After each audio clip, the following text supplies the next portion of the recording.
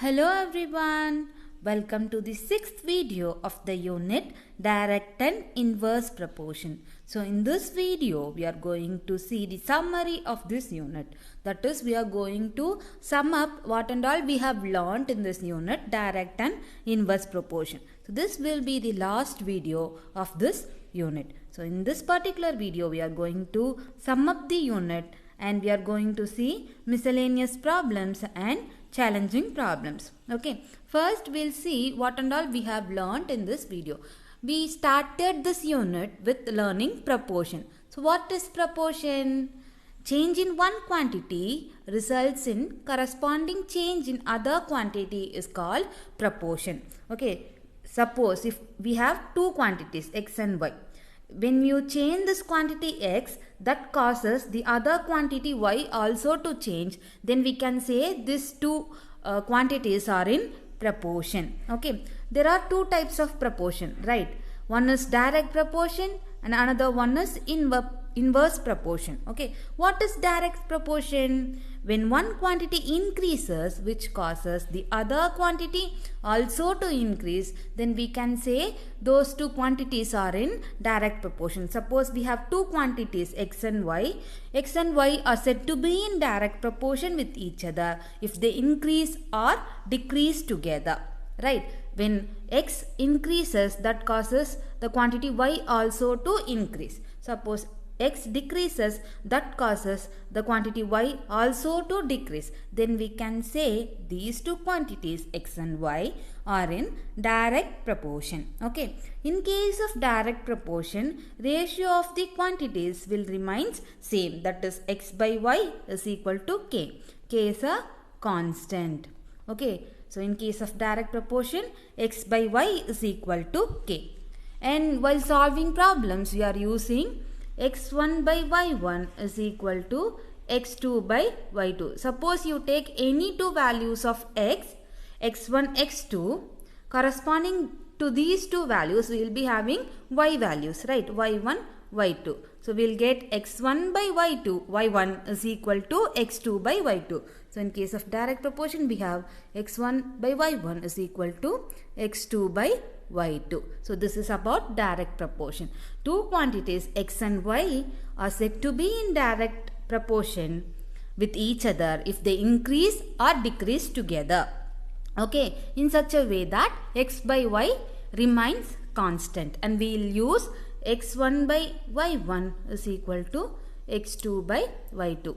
Now we'll see some real life situations where we are using this direct proportion. Okay. Let us consider some situations.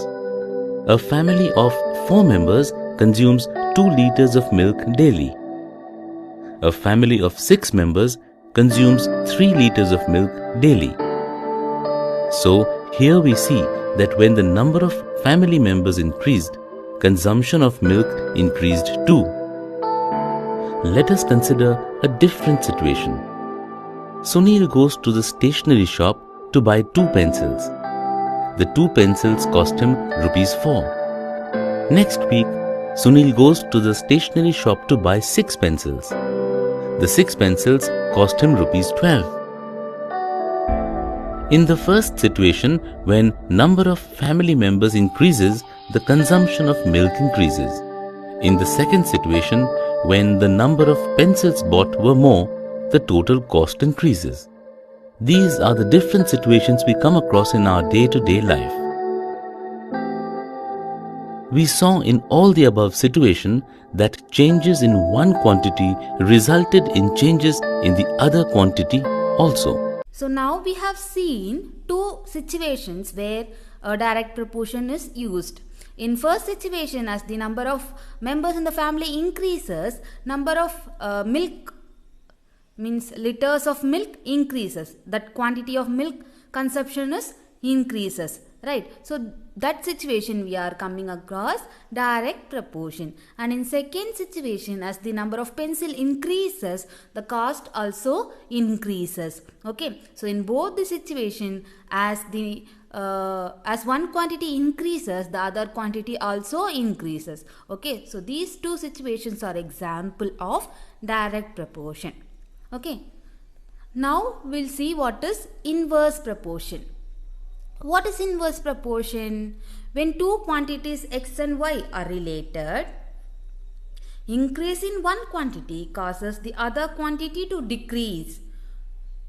Then we say that x and y are in inverse proportion, or decrease in one quantity causes the other quantities to increase. We can say that those two quantities are in inverse proportion. Okay, two quantities x and y are said to be in inverse proportion if an increase in x leads to decrease in y, or decrease in x leads to increase in y.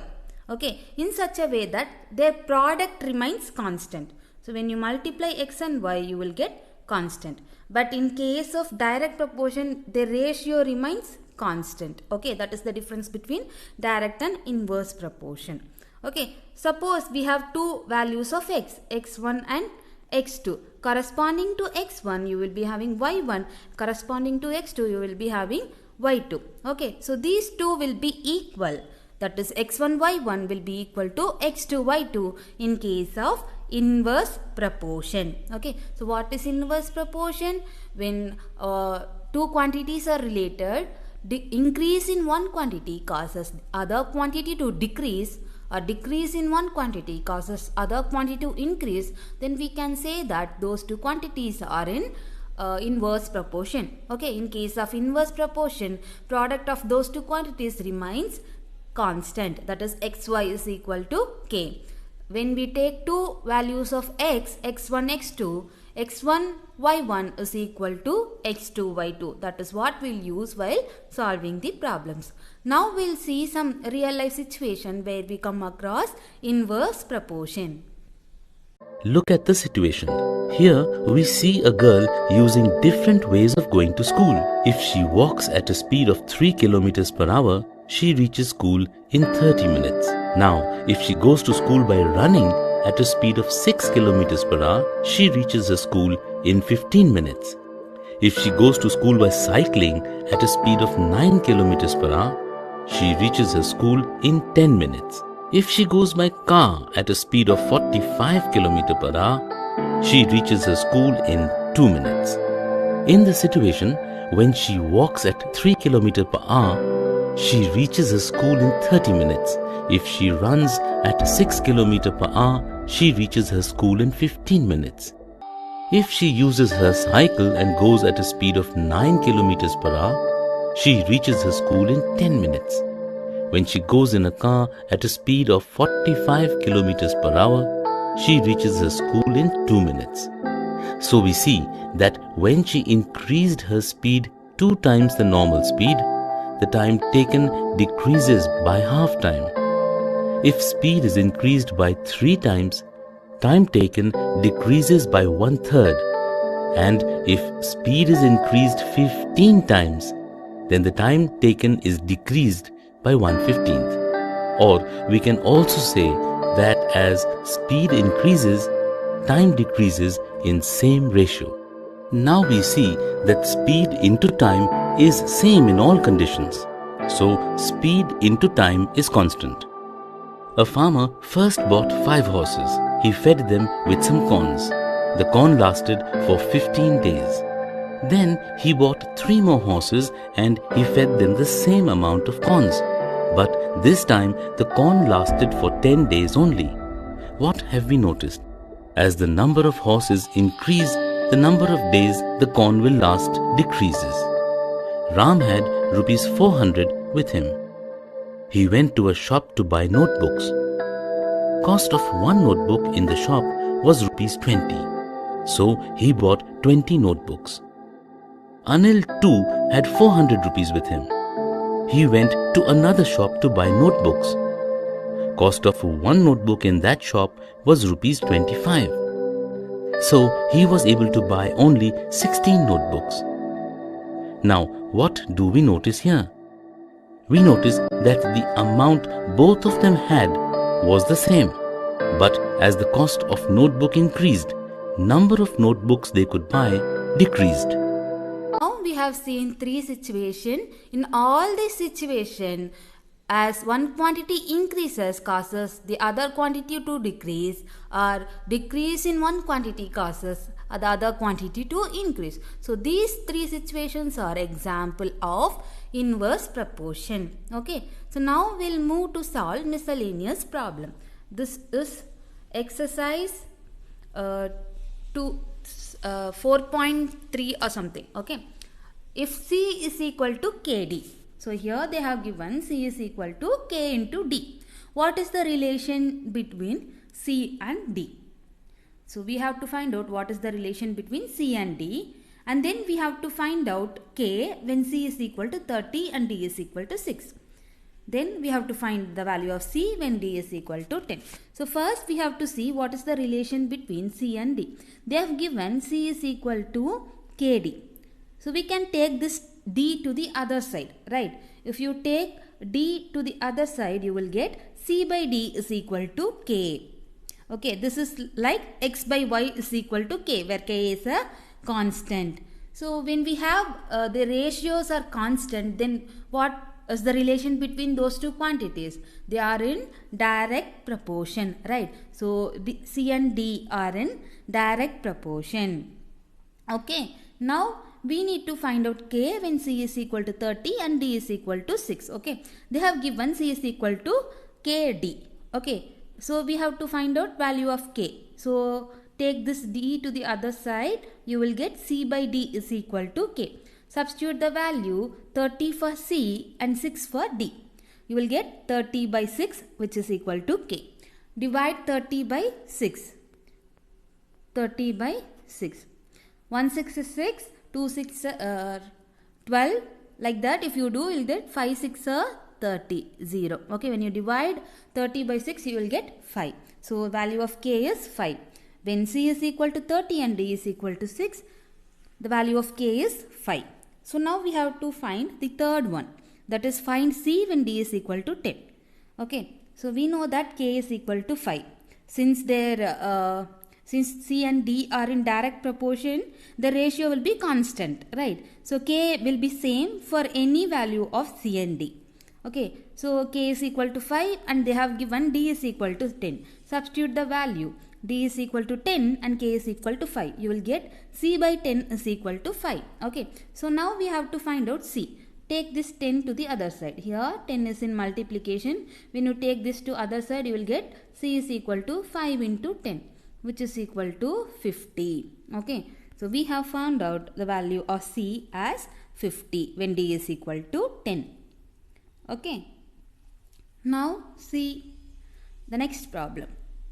Third one of miscellaneous problem. Okay, every 3 months Thamizselvan deposits rupees 5,000 as saving in his bank account. In how many years he can save 1,50,000?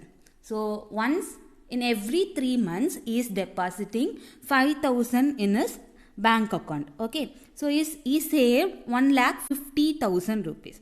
What they are asking, in how many years he can save that? So every 3 months, that is 3 months once, is depositing money. So it took how many years for Thamizselvan to save 1,50,000 rupees?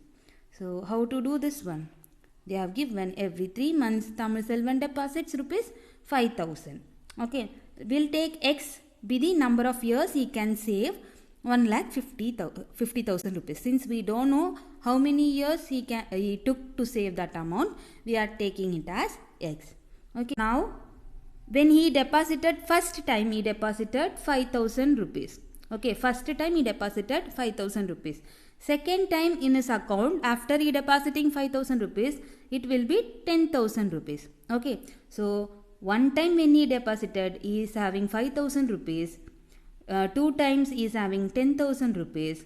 So how many times he has deposited so that he got 1,50,000 rupees? That is what we have to find out now. Okay, so it will be 1,50,000 by 5,000. Sorry, 1,50,000 by 5,000. When you divide 1,50,000 by 5,000, that will give how many times he has deposited 5,000.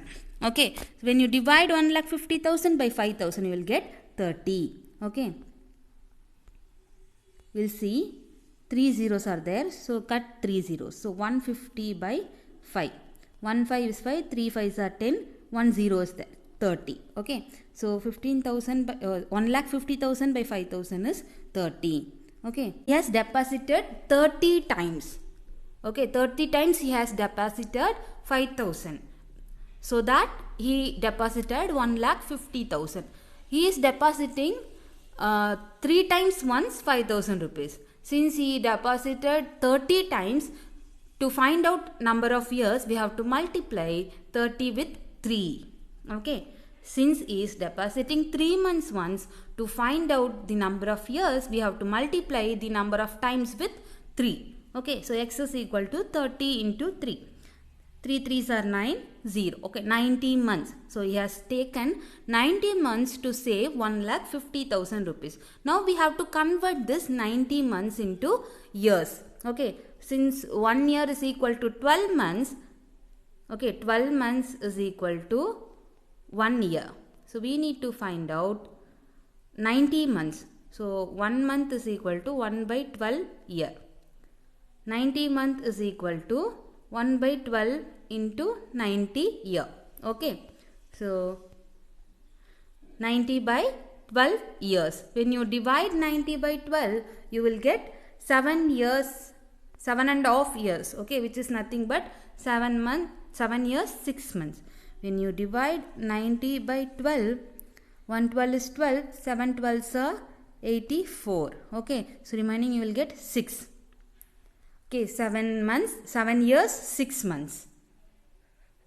So Thamizselvan takes 7 years, 6 months to save 1,50,000. I repeat this problem. Every 3 months, Thamizselvan deposits rupees 5,000 in his savings account. So we need to find out how many years he take to save 1,50,000. Okay, we'll take. Since we don't know how many months he took to save 1,50,000, we have taken it as x. Okay. So now, if we deposit 5,000, at one time he is depositing 5,000. So we need to find out how many times he deposited 5,000 so that he can save 1,50,000. So to find the number of times he deposited, we are going to divide this by 5,000. Okay, so if we divide if we deposit one time 5,000, 2 times it will be, second time it will become 10,000, right? If you divide 10,000 by 5,000, you will get 2.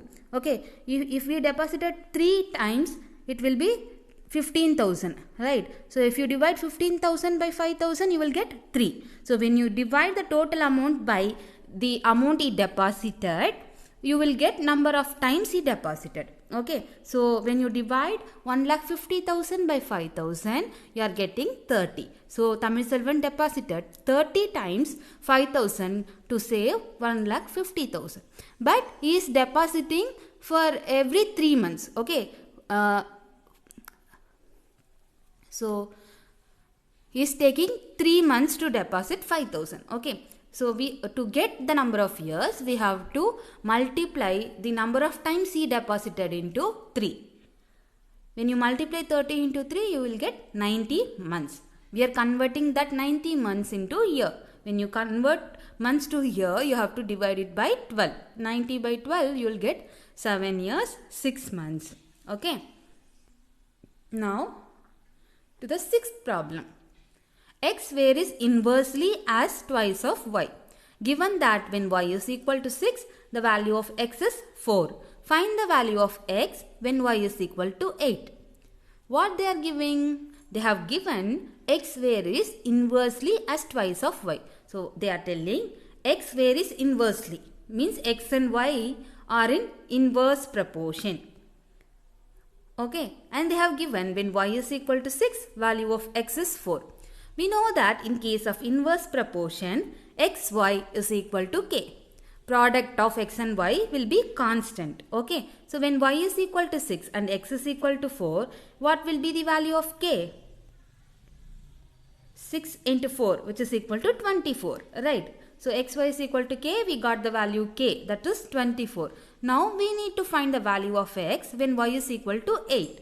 Okay, we know that in case of inverse proportion, when you multiply x into y, that will be k, right? So here we have got the value that k is equal to 24. So x into 8 should give you 24, right? So x into 8 is equal to 24. Take this 8 to the other side. So x is equal to 24 by 8, which is equal to 3. So value of x is equal to 3. Or since x and y are in inverse proportion, we know that in case of inverse proportion, x1 y1 is equal to x2 y2. Take this x is equal to 4 and y is equal to 6 as x1 y1. So we will get 6 into 4 is equal to x into 8. Okay, so 6 into 4 by 8 will give you x. 5 4s are 20, 6 4s are 24. 24 by 8 will give you the value of x. 24 by 8 is 3. Okay, this is how we have to do this problem. Okay, now see the challenging problem. This is a 9th problem.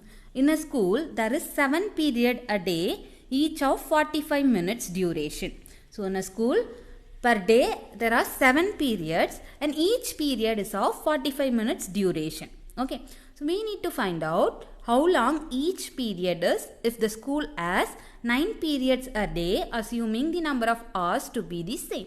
So we need to find out if in a school for that same time period, if they are having 9 periods per day, what will be the duration of the period? That is what we have to find out. Okay, as since we don't know the time limit of a period, that is duration of the period, if the school has 9 period, we are taking it as x. Okay, let x be the duration of a period if the school has 9 periods a day.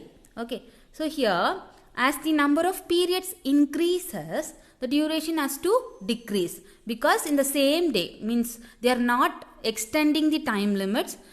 School start by 9, ends by 5:30, means the time remains the same. Okay, but what we are doing is we are just simply making the period extra by adjusting the time. Okay, as the number of period increases, the duration of the period will decrease, right?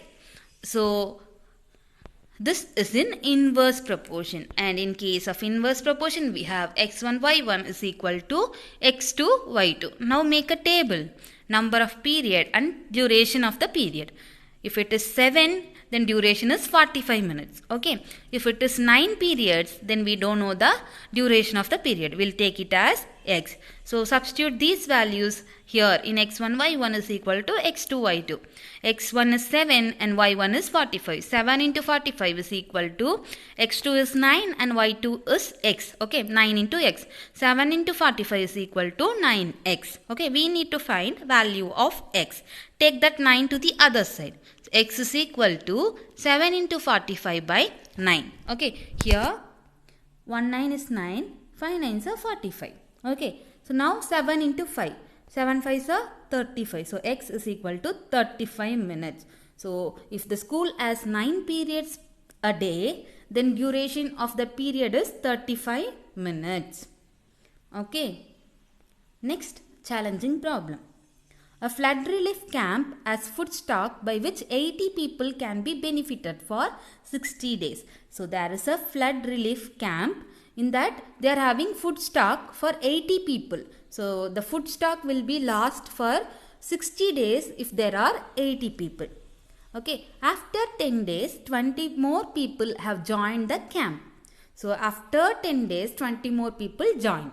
Calculate the number of days of food shortage due to the addition of 20 more people. So we need to find out how many days there will be shortage of food due to the addition of 20 more people.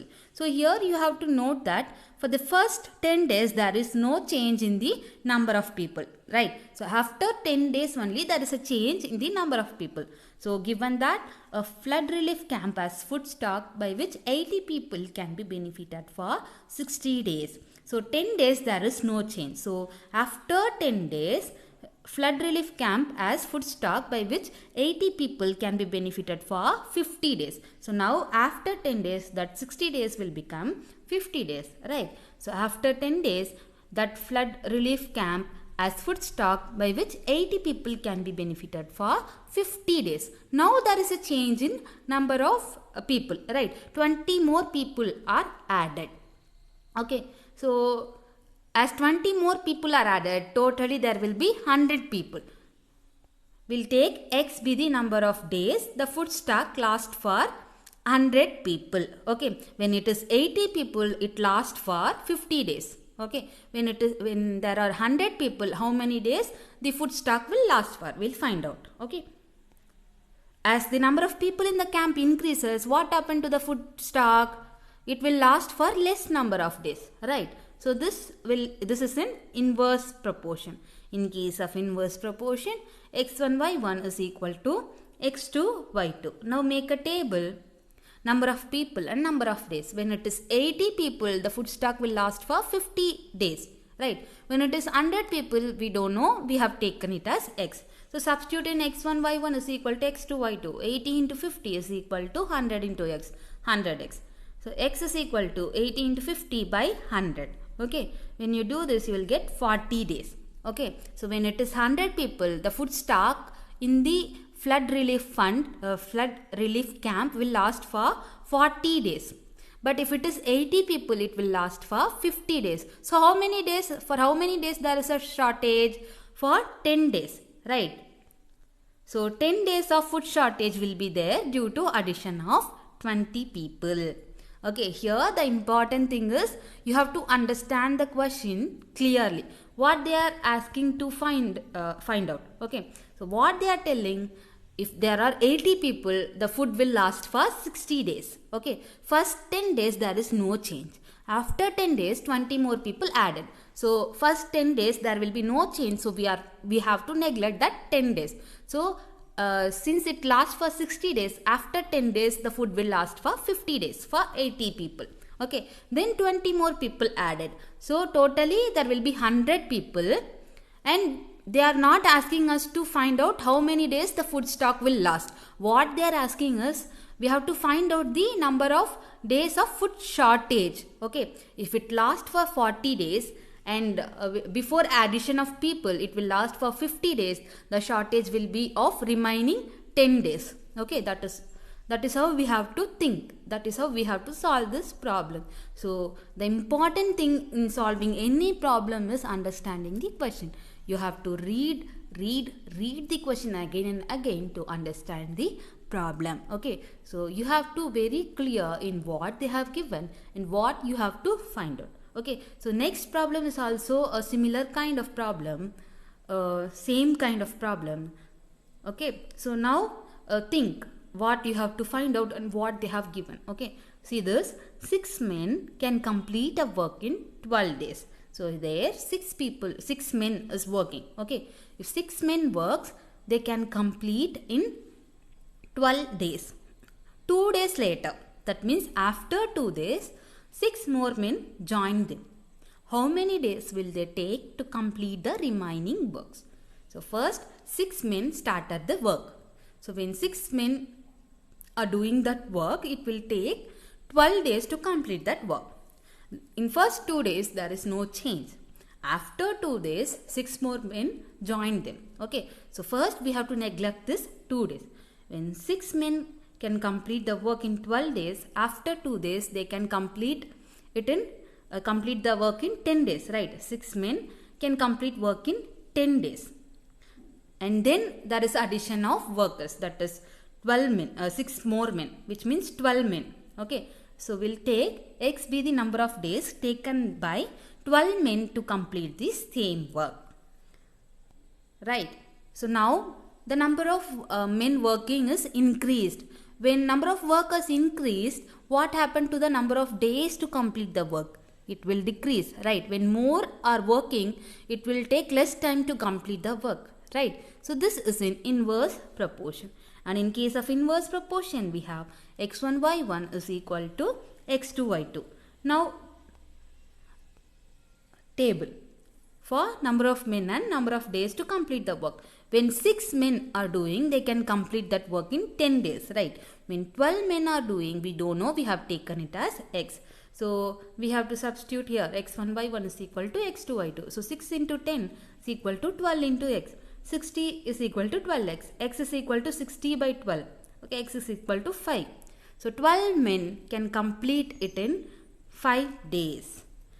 That is, 12 men can complete the remaining work in 5 days.